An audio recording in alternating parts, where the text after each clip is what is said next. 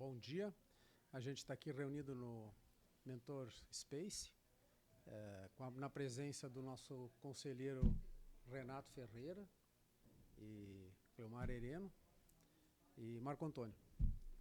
Então, nós queremos hoje trocar a nossa experiência e o assunto ele é o desfrute. Então, vamos focar na história de cada um de nós, né? Todos os três empresários. Então, a gente já tem um pouquinho de idade aí, de experiência. Então, a ideia é compartilhar com as pessoas que também empreendem, que também têm a sua tarefa, seu trabalho, e que precisam prestar atenção e olhar para o desfrute, né? Não é só de trabalho. O momento que a gente desfruta das conquistas é o momento que a gente pode dar o passo adiante e fazer com melhor efeito, né? Então, vou convidar aqui o nosso amigo Renato para ele falar das experiências dele, né? Fala um pouquinho, Renato, para nós, qual que é a sua experiência profissional, rapidamente, né? E quais foram as suas aventuras no desfrute. Bom, minha área de atuação sempre foi na área logística, inicialmente com trading e depois, mais ultimamente, na logística pura. Mas, como a gente já estava conversando, eu acho que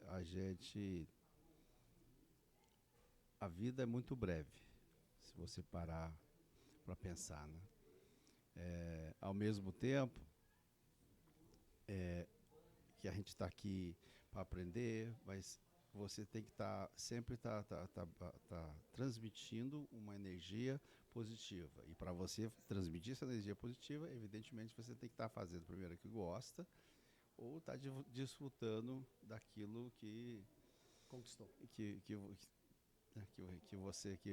você gosta, que você curte, né? Então, eu diria que a minha vida tem sido uma aventura.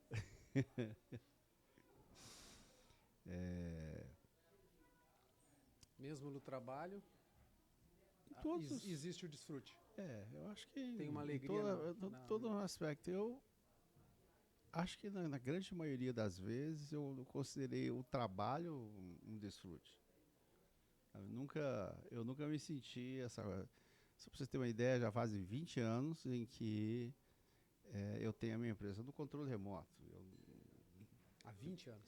Há 20 anos. Quer dizer, Eu há hoje 10. O Pablo então. tá ensinando isso, mas eu já estou fazendo isso há anos. Normalmente, em anos normais, vamos dizer assim, eu deva estar viajando pelo menos cada 3 semanas do mês. E se eu tiver uma semana na empresa, é muito. Certo. E a gente tem essa habilidade. Claro, que se eu tivesse lá, talvez a empresa estaria melhor, evidentemente. Não colocaria dúvida disso. Vamos dizer assim, a produção seria melhor, mas eu acho que a vida não é só você ganhar dinheiro, só ficar envolvido nisso aí. Tem muito mais que... eu sempre gostei muito de viajar. E a minha aventura com o negócio de viagem começou na minha adolescência. Com 15 anos de idade eu já tinha o pé na estrada, saindo, fui estudar fora. Fui morar fora. Eu fui... Não sei se vocês já ouviram falar, eu fiz colégio agrícola. Meu pai, eu sou filho de agricultor, né? Meu pai o sonho dele é que eu seguisse como qualquer pai, né? A atividade dele. Eu segui os passos dele. E eu entrei numa cilada aí em que eu acabei entrando, eu fui indo pro colégio agrícola e aí eu acabei indo para uma cidade em Garça, que fica próximo, entre Marília e Bauru. Mas eu sou de Barretos, interior de São Paulo, né? Ficava a 400 quilômetros. E aí começou a já viver fora e toda essa foi uma grande aventura, né? Eu sempre falo que talvez tenha sido uma experiência única que me preparou muito para o que tinha que vir à frente, né? De dar coragem, de começar as coisas, porque quando você sai ah, da asa dos seus pais, daí você começa a estar sozinho, você começa a pensar, você começa a ter ideias, né? E responsabilidade, né? Sim, vem a responsabilidade. responsabilidade. E ver aquelas as possibilidades também que existem, né? Cleomar, você chegou a formar em agrônomo? Cheguei, não, em agrônomo não, eu fui até a final, eu sou formado em técnico agropecuário.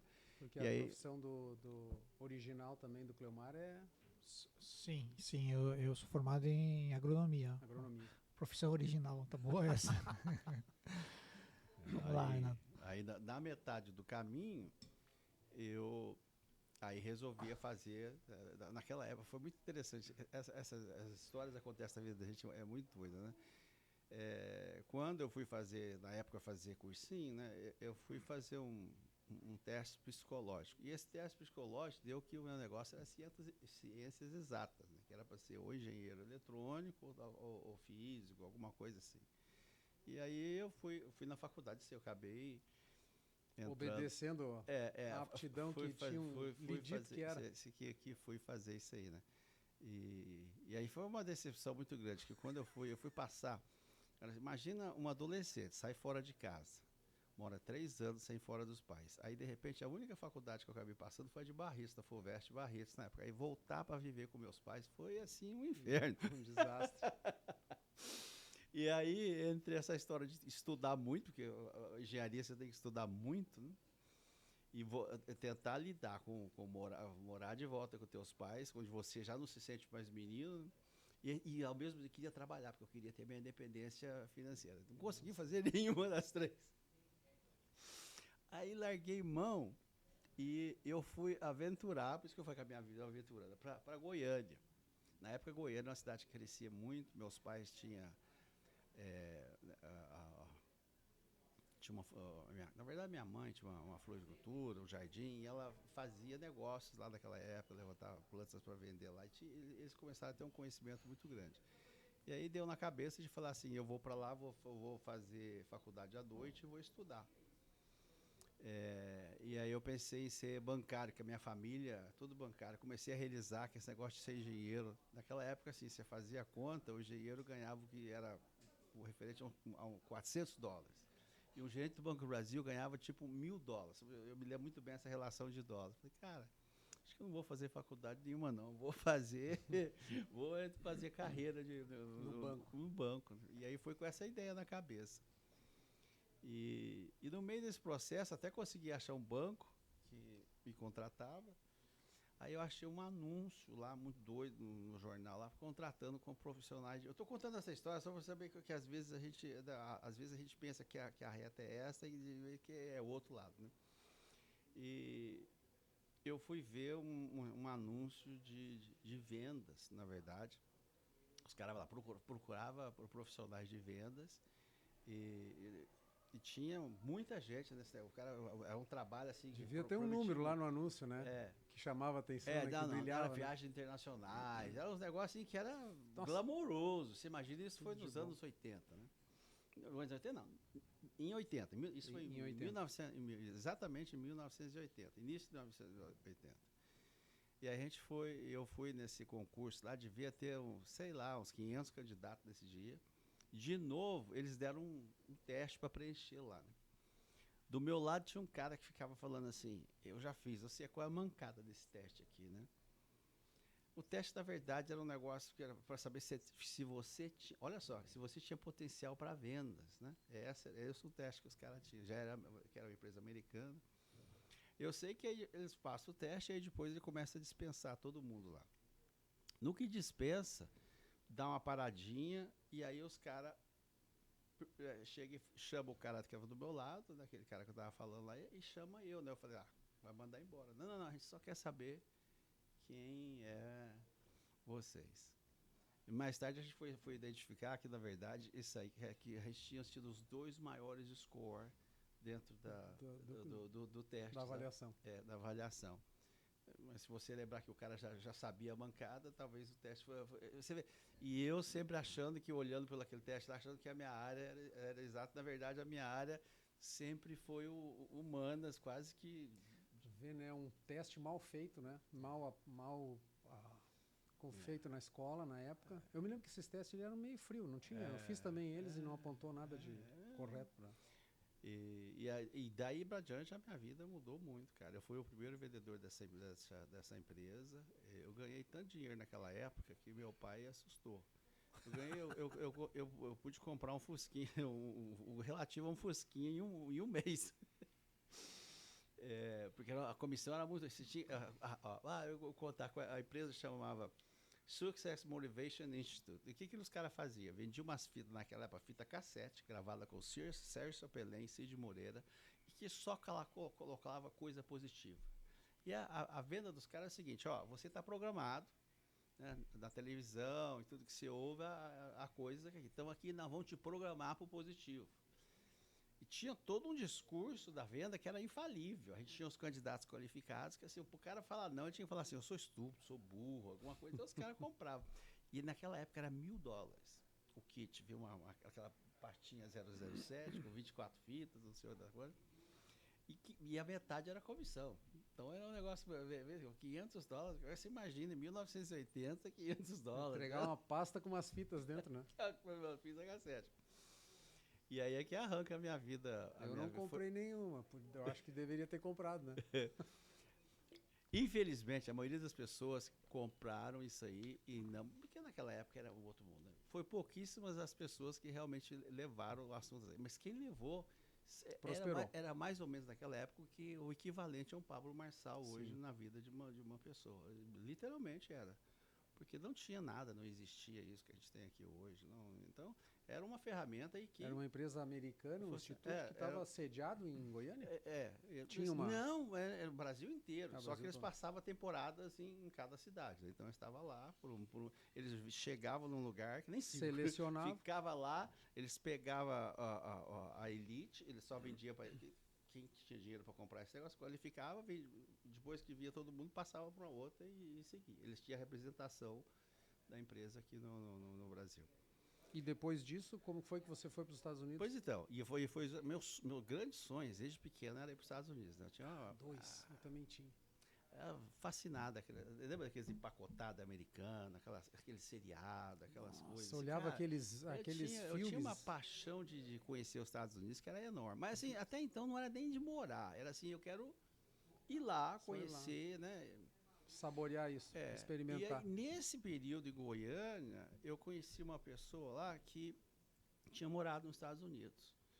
E ela, sabe, se os Estados Unidos era 10, ela falou pra mim que era 6. Sabe? Ela aumentou. Assim, caramba, então eu tenho que ir embora. E aí eu fui, a irmã dela, que hoje até uma amiguíssima minha, fantástica, Ana Malta, eu fui para Los Angeles com o nome dessa mulher. Essa mulher era muito bem posicionada lá, sabe? Ela casou com na época, ela era casada com um dos advogados mais top que tinha em Los Angeles, e essa mulher me recepcionou lá, deu todo o apoio inicial lá. E aí começou toda a história, mas eu fui lá com o intuito de eu vou lá, vou ficar 1 ano, vou aprender inglês, essa era mais ou menos aí. E foi isso que eu fiz. Foi 1 ano.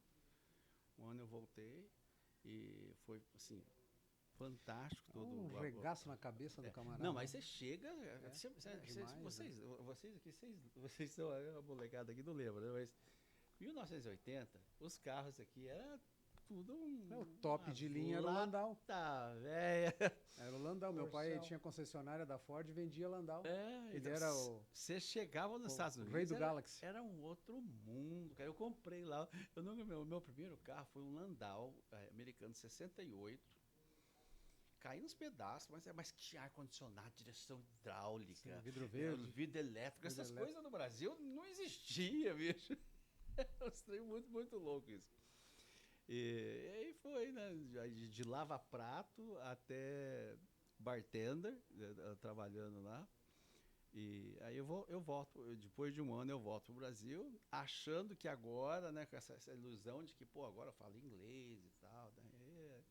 Mas cheguei aqui, Não encaixou mais. Aí eu sempre digo que naquela época, eu diria que os Estados Unidos era como uma droga, cara. Uma boa droga, vamos dizer Sim, assim, sim. né? Porque uma vez que você experimenta, você não quer ficar mais sem, né? Você quer estar nessa frequência. Eu fiquei no Brasil, acho que um ano e pouquinho. E aí, dessa vez, aí eu voltei para ficar mesmo. E aí foi muito legal. Os Estados Unidos foi um país que eu sou muito grato, que sempre me recebeu de braços abertos.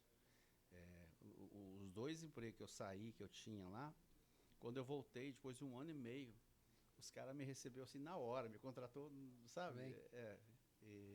Uma cultura diferente da nossa, né? Normalmente aqui, se o camarada sai para fazer alguma coisa assim, ele tem uma coisa, né, que não volta mais, né? Aqui não pisa mais aqui. É uma bobagem que tem na cabeça, né? Aí, enfim, aí foi toda uma história e em algum momento, uma vez que eu aprendi inglês, aí tem muita história para contar aqui, não é só dando um bypass aqui, não quero tomar muito tempo. Eu adorava carro, sempre fui apaixonado em carro. Carro era meu grande negócio. Paixão dos americanos. Bom, todo aqui a gente também gosta muito, né? Aí eu conheci um amigo, um brasileiro que trabalhava, que era gerente da concessionária Porsche em Hermosa Beach. Ficou muito amigo, a gente conversou e tal. E ele era já mais velho que eu, sabe? E ele me dava conselho.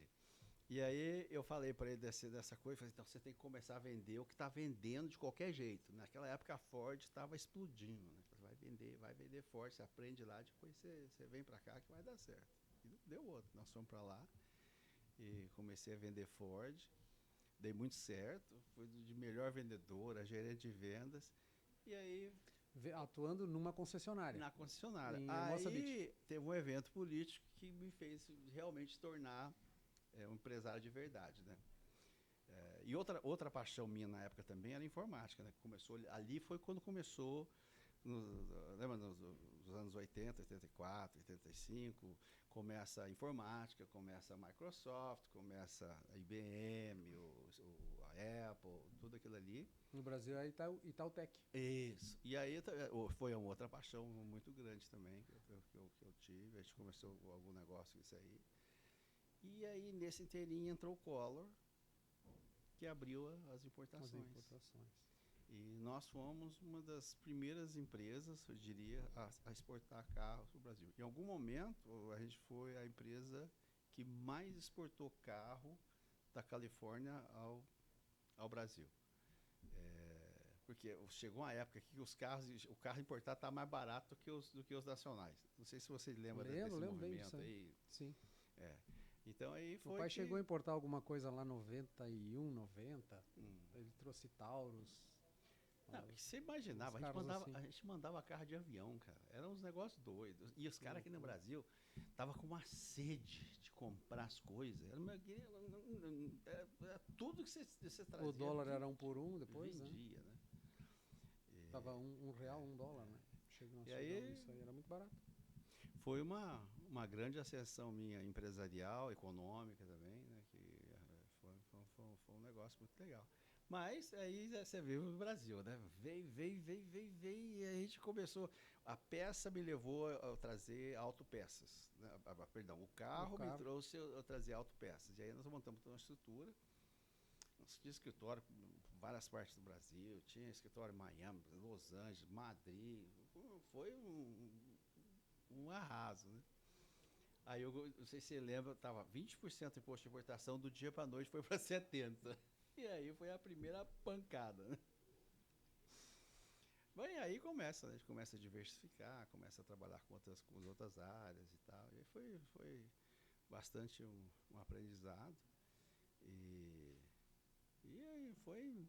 Mas eu falo, no meio dessa... E aí, voltando ao nosso tema, ao tema principal, em nenhum momento dessa minha carreira, né, dessa minha caminhada, eu acho que eu jamais deixei de desfrutar cada momento, cada coisa. Né? Eu viajava muito, eu tive a oportunidade de viajar muito, e sempre todas as viagens minhas sempre era meio a meio, né? Era meio negócio e meio desfrute, conhecer novas pessoas, novos lugares. Isso abre muito atualmente, né? E aí eu tive muita oportunidade, muitos projetos que surgiram, coisas únicas. E aí foi, assim, tem todo, claro, todas aquelas, aqui, ser empresário, eu acho que no Brasil é sempre um up and down, né? É um sobe e desce, porque É você incrível é isso, né? A vítima gente não tem estabilidade, né? da porcaria da política, né? Que é tudo um horror. E aí levei alguns tombos, algumas coisas aí. E nesse desfrute, tinha alguma preferência, algum esporte? É ligado a algum esporte, algum hobby? Eu sou meio preguiçoso com esse negócio de esporte, cara. Não, nunca fui relacionado a esporte. Mesmo turismo mesmo. Sempre gostei Turismo, muito. passei. Passei. Sempre E gostei conhecer, e trocar ideia com pessoas. Nos últimos 20 anos tem sido muita busca espiritual, sabe? Em lugares assim, de cunho espiritual. Eu gosto de estar nesse negócio. Tive no Egito, tive na Israel, tive no México, visitando as pirâmides, aí na Ásia, aí em vários pontos, Tailândia, China, enfim, eu gosto muito dessa Sim, então não é um turismo simples, né? né? É um turismo específico, né?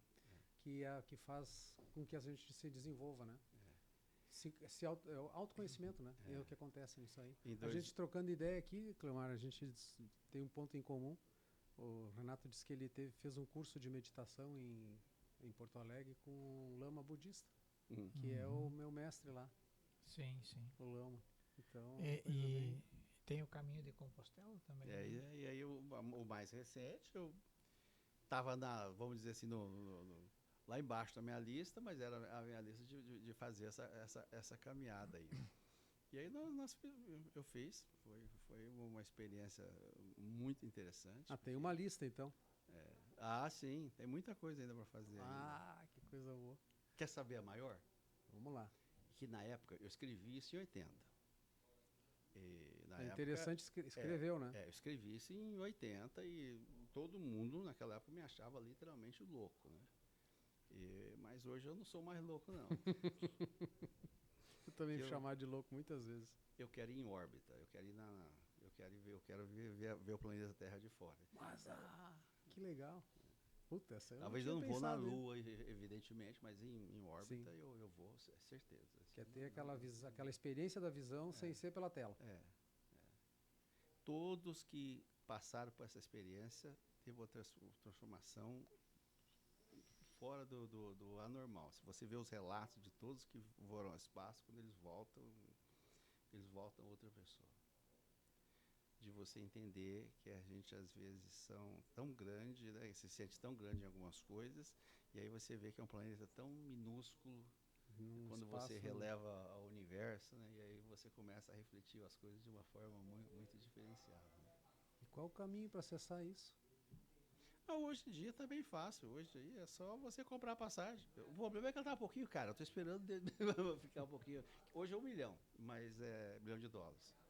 Mas eu tenho certeza aí que isso logo vai estar. Na hora que tiver uns $100 mil, eu vou. Quem é o player desse assunto Tem aí? dois, né? Tem o cara da Virgin, que tá fazendo isso. Não, 3, perdão. Tem o Elon Musk, que acabou de fazer um agora. E tem o da Amazon. Qual é o nome dele? Deu branco agora. O dono da Amazon. Os três. Os três estão. Existe até concorrência. Né? Por isso que eu falo, hoje é bem tranquilo. O foguete sai e não explode, ele vai mesmo. Em tese ele ia, mas Vamos ver, né? eu sou tão bem com essa história de morte que eu tenho zero medo da morte. Não é que eu queira morrer de forma nenhuma, porque eu acho que isso é só uma passagem. Isso aqui, na verdade, o passeio é a vida humana, na verdade. Sim. É isso que às vezes as pessoas esquecem. E dá muito sentido, muita rigidez para isso, né? De que vem aqui e leva essa vida muito a sério, né, cara? Porque, na verdade, não é para ser levado a sério. Isso aqui a vida humana é um desfrute. É um desfrute. A gente, como espírito, e hoje tem provas e mais provas disso aí, que a gente está nessa frequência, que isso aqui na verdade nada mais é do que um software que faz a gente imaginar que está aqui. É mais fácil pensar que é uma ilusão, né? Mais rápido o caminho. E porque a gente quer viver essa experiência, porque quando a gente é em espírito, a gente não vive toda essa coisa, né? É só amor. E, né? Quer dizer, eu até acho que a frequência é meio que, tá, é legal, mas... Outro dia eu vi uma menina falar um negócio que eu falei assim, cara, é muito legal, né? Ela falou assim, cara, a gente tem que estar muito agradecido dessa vida, de viver todas as emoções que a gente não vive, né, fora daqui, né? Então ela fala assim, mesmo naqueles dias que passam coisas horríveis na minha vida, eu sou grata porque, cara, eu estou tendo o prazer de viver isso. Se eu não tivesse, eu não estaria vivendo isso. E eu estou aprendendo com isso. Realmente é gratidão, né? Gratidão pela você experiência. Ser grato não, a tudo. não importa se é boa ou se é ruim, né? O que importa é que... Então essa do espaço nós vamos fazer um outro podcast, né? Depois dele voltar de lá. Mas eu queria saber um pouquinho dessa caminhada de Santiago. Então, aí foram mais de 800 quilômetros? Sim. Nós fizemos... hoje você tem várias opções para fazer o caminho de Santiago, né?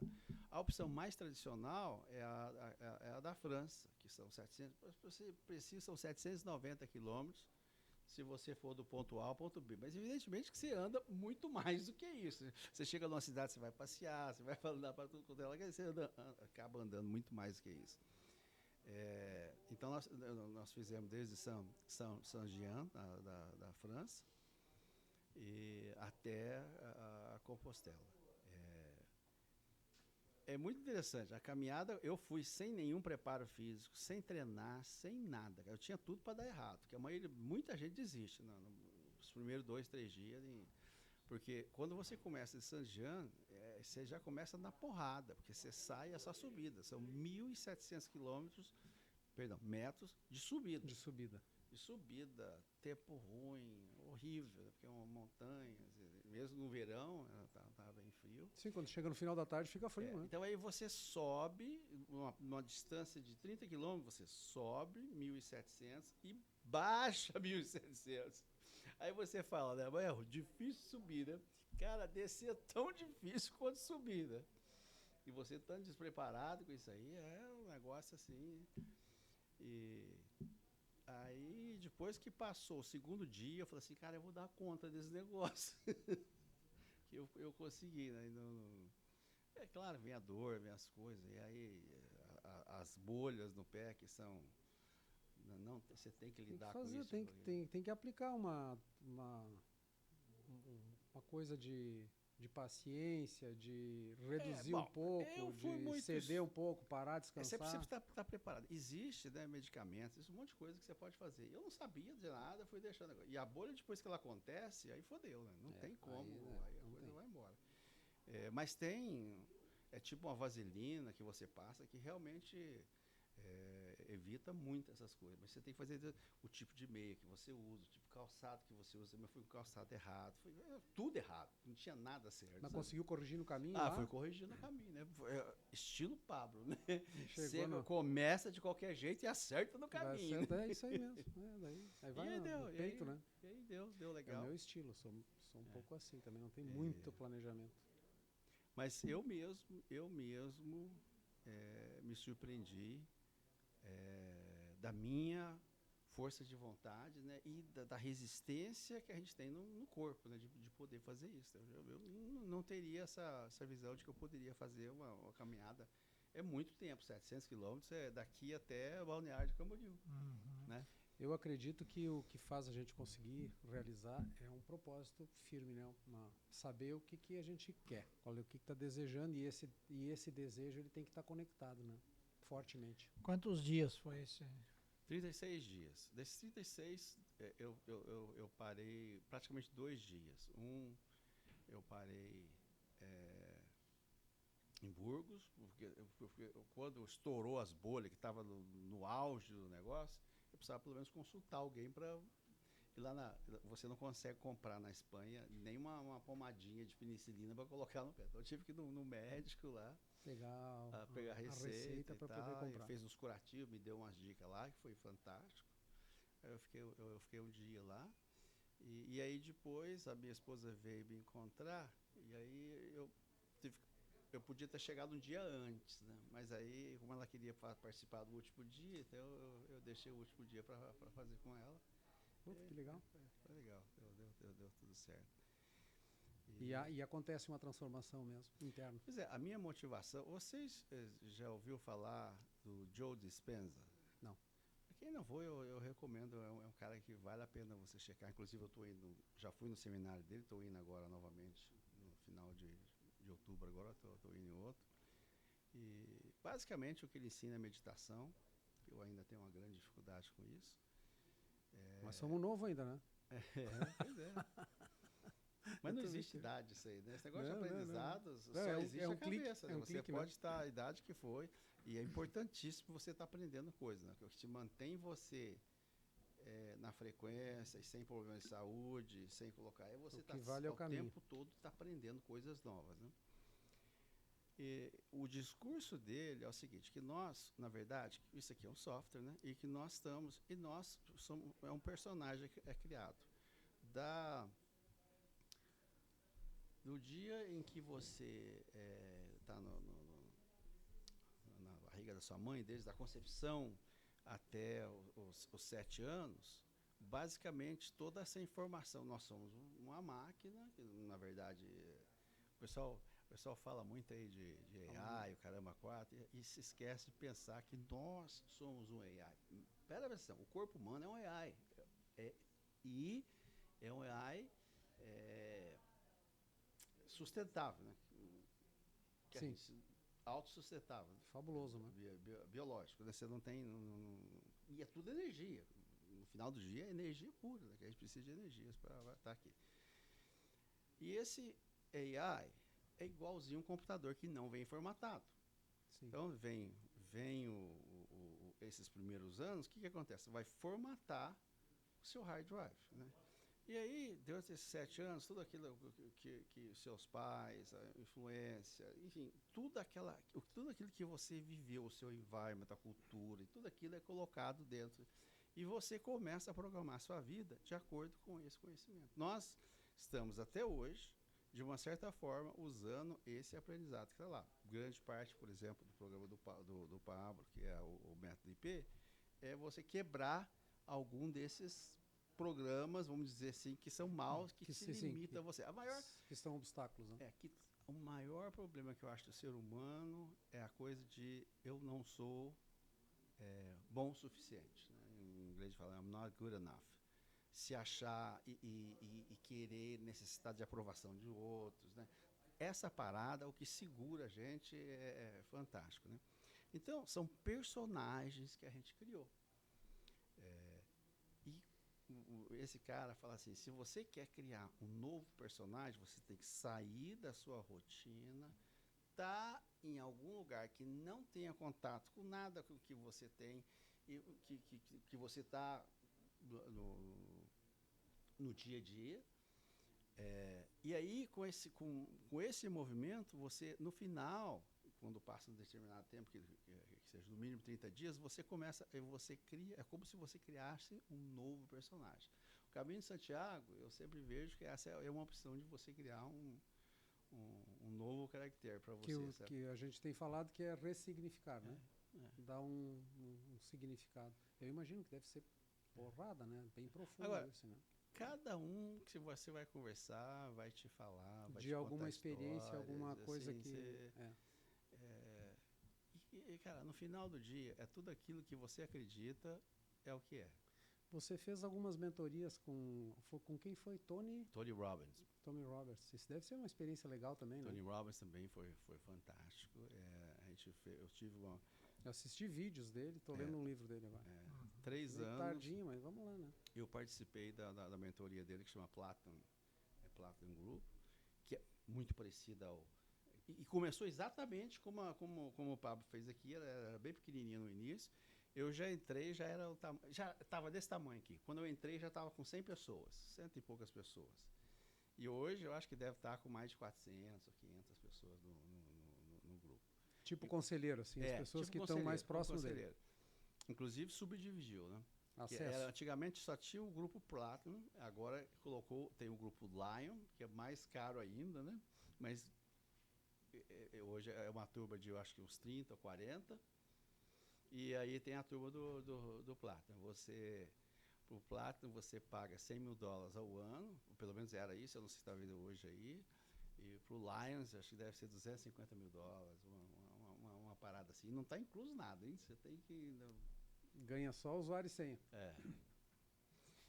Mas é o estar na frequência. É isso que as pessoas às vezes não entendem, porque o fato de você ter que pagar um valor que é fora do absurdo, o valor de um carro, né, vamos dizer assim, para estar nessa frequência, não é só o valor do dinheiro.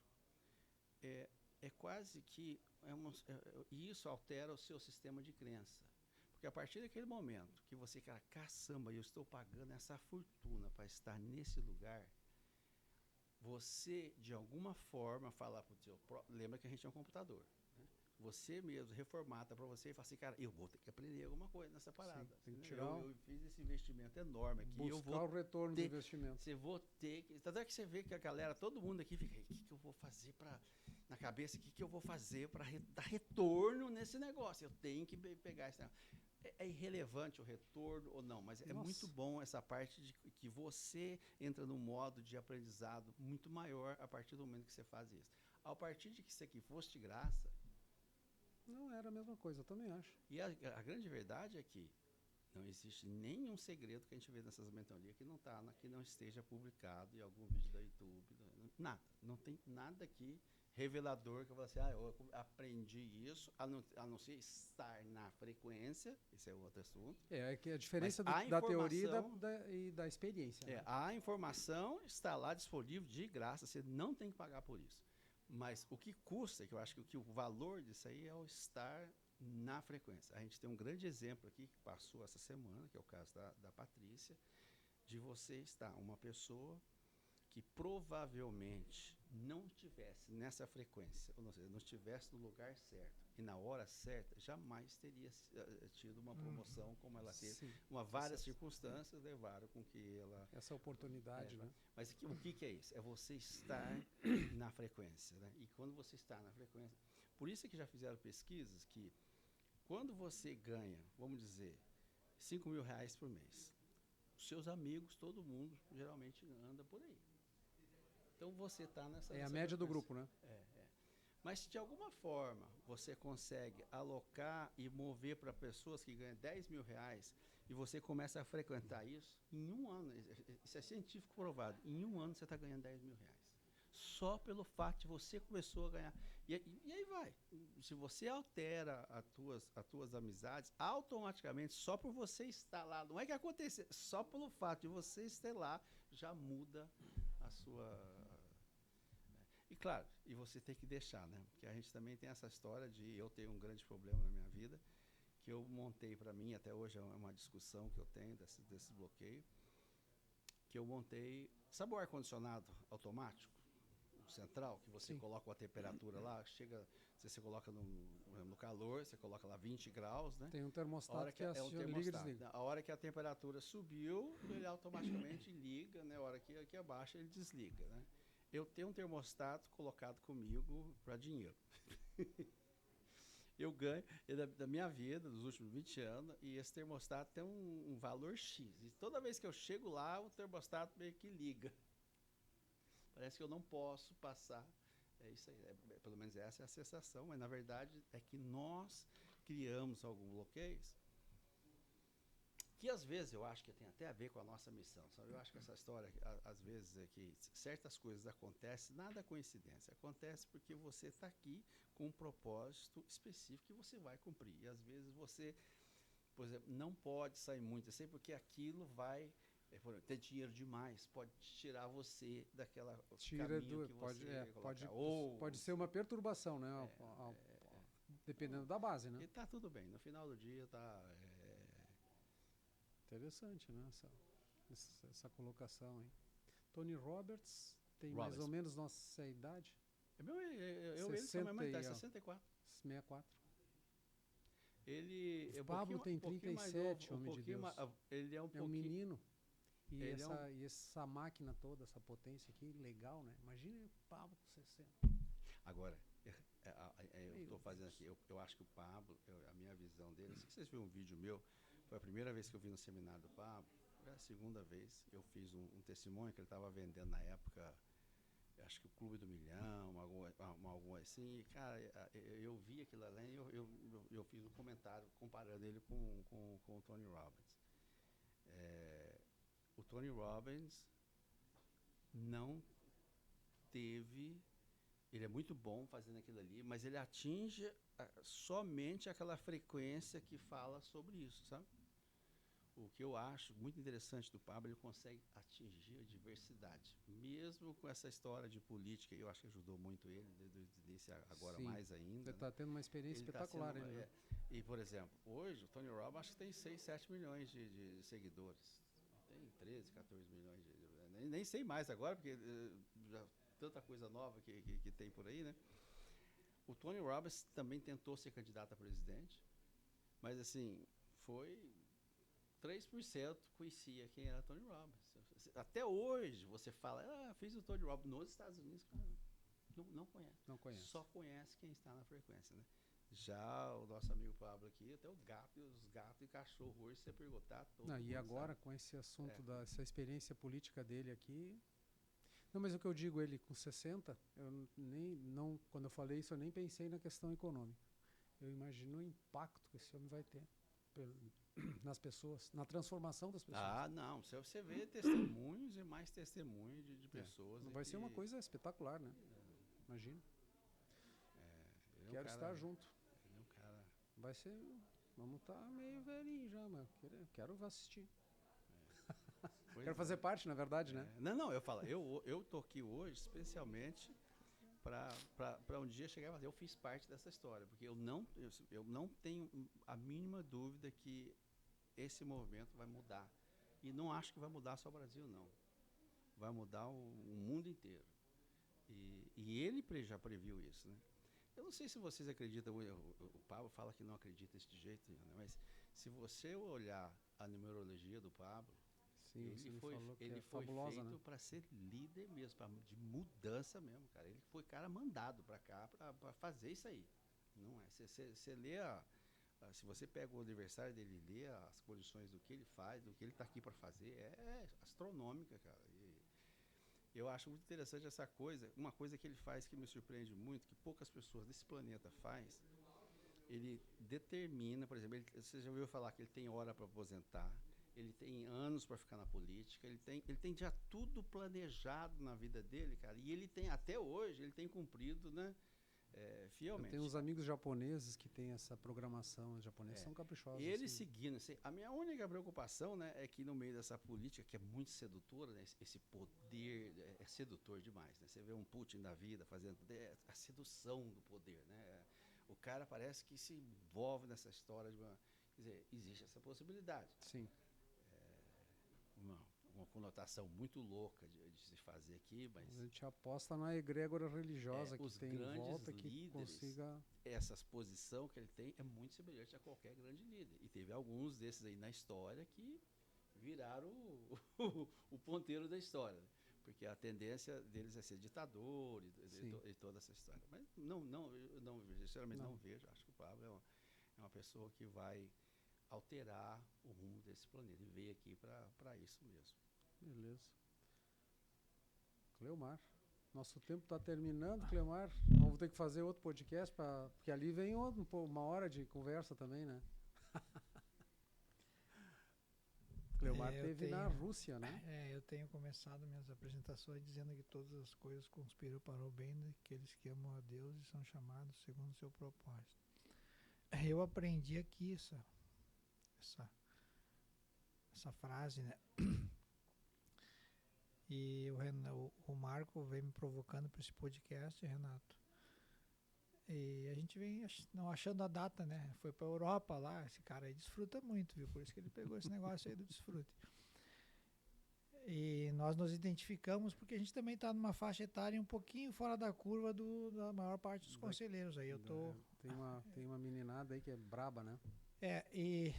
Então nós três aqui estamos um pouquinho na mesma faixa etária, talvez eu um pouquinho abaixo de vocês, mas não é muita diferença. A diferença é que eu tenho uma filha de 2 anos e meio, a minha primeira filha, né? Então isso é uma coisa que mudou bastante meu posicionamento de vida.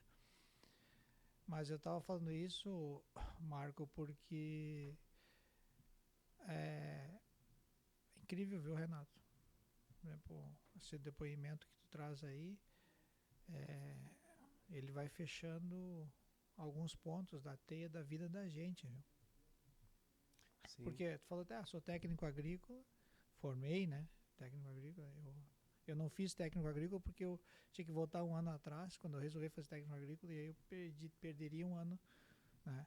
Era lá no sul, em Alegrete. E aí eu optei por seguir no segundo grau para depois fazer agronomia, porque era pouco provável, inclusive, que eu fosse conseguir fazer agronomia, porque eu vinha de uma família que a minha irmã tinha conseguido estudar e meus irmãos tudo foram da lavoura. Inclusive meu pai disse, eu acho que não vale a pena tu fazer faculdade, porque tu vai trabalhar com teus irmãos que vai muito mais rápido. Meu pai era muito sábio, um italiano da velha modelo, né?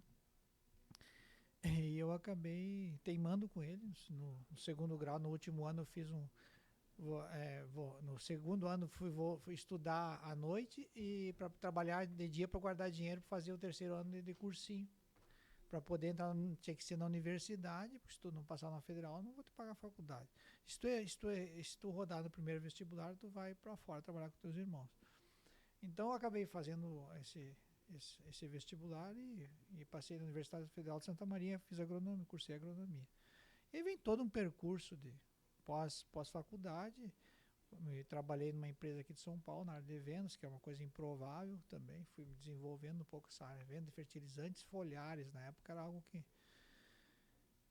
larguei essa empresa para ir para uma cooperativa lá no sul, porque eu cansei de viajar, era Paraná, Santa Catarina e Rio Grande do Sul, era a minha área de atendimento. Fazer palestras, essa parte de pesquisa também. E larguei isso para ir para voltar para uma base que era Alegrete, arrumei um trabalho numa cooperativa lá, para desenvolver a área de novos negócios. Essas viagens me fizeram com que eu fosse chamado nessa cooperativa. Eu fiquei 9 anos. A gente vai olhar, a gente vira, então, todo o nosso rolê acontece com gente, né? Sempre, todo, né? sempre. Mas eu acredito assim, ó, que muitos... Hoje eu olho para trás e digo, por que foi esse caminho, né? Porque aí que vem isso que o Renato estava falando, né? De que a gente é uma IA, né? E é uma IA que ela está sempre sendo retroalimentada. Sim. E isso é muito interessante, porque os ambientes nos retroalimentam, né? Porque eu fui para a faculdade porque eu estava numa cidade que tinha uns colegas que foram, eu tinha que ir. Aquilo ali já foi. Aí arrumei um emprego porque eu não queria voltar. Aí eu fui larguei o emprego para ir para uma cooperativa que é onde tinha uma base de crescimento econômico, porque meus irmãos já estavam crescendo muito e eu não queria ser funcionário. Eu fui criado com intuito, mas eu precisava passar essa fase. Então passei numa cooperativa por 9 anos. No terceiro ano já comecei com lavoura.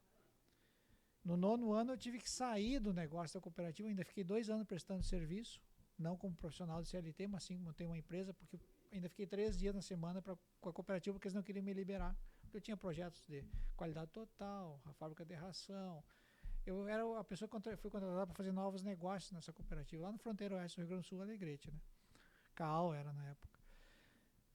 E aí eu comecei com o meu negócio dentro da cooperativa, pegar o salário da cooperativa, na época era 14 salários no agrônomo. Um detalhe, eu comecei nessa empresa de São Paulo ganhando um salário por 6 meses. No último mês dos 12, eu ganhei 30 salários. Comprei um carro com um salário. Aí voltei para essa cooperativa ganhar 14 salários. Abri mão desse ganho para mim, que eu queria me estabelecer. E no terceiro ano comecei com o negócio de lavoura. 9 anos depois, eu tive que largar a cooperativa, porque o meu negócio tinha crescido muito. Cresceu demais, eu não tinha como atender tudo e... Enfim, em questão de... Lavoura de arroz, né? Lavoura de arroz, e pecuária e soja. O que aconteceu? Eu fui para Alegrete em 93. Em 2004, meu negócio faturava 15 milhões com mais de 100 funcionários. E um dos problemas, só para encerrar no tema, um dos problemas que eu vejo hoje olhando para trás, é que eu virei uma máquina de trabalhar, não olhei os riscos, não desfrutei. E aí começa um novo ciclo que fica para o próximo podcast, então, Marco. Legal. Então tá aí. Encerramos então. Obrigado pela presença, Renato. Obrigado a vocês. Leomar. E o assunto do desfrute vai seguir. Perfeito. Tamo junto. Convidado. Tá legal, muito obrigado. Valeu pela aula aí, Renato, hein? Eu aprendi um show de monte bola. hoje, hein? Muito bacana. Valeu de estar aqui do teu lado. Só por Prazer. isso já valeu. Tem muita coisa para pensar daí, né?